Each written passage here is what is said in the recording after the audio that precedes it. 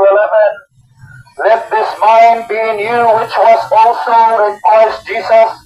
who being in the form of God, thought it not robbery to be equal with God, but made himself of no reputation, and took upon him the form of a servant,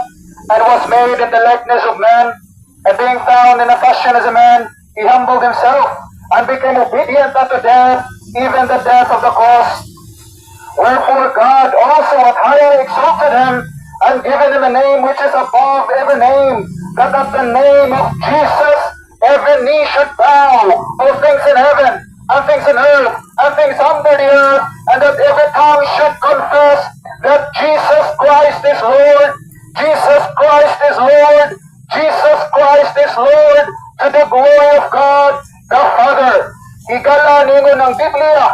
na bisan tinuod ng atong Ginoong Jesucristo, siya may nagbuhat sa langit ug sa yuta, siya pagyud ang tinuod nga Ginoo, pero wala niya giisip iyang kaugalingon nga Dios, nganuman higala, kaya gipahubos ang iyang kaugalingon, aron moari sa kalibutan, iyang gibiyaan iyang trono sa langit higala, aron mamatay, nag-anto sa krus sa Kalbaryo, tungod sa atong mga sala, ug siya gilubong, ug sa katulog adlaw na banhaw, sumala sa mga kasulatan, nga nay 500 kapin ka mga testigo, nga nagpamatuod higala, nga atong Ginoong Jesucristo, siya lamang ang buhing Dios, siya lamang ang Dios, nga nabanhaw gikan sa mga patay.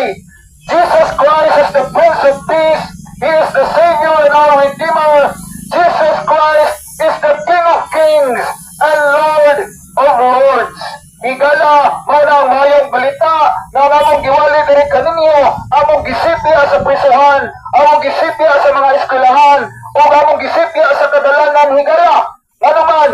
kay dili buot ang Ginoo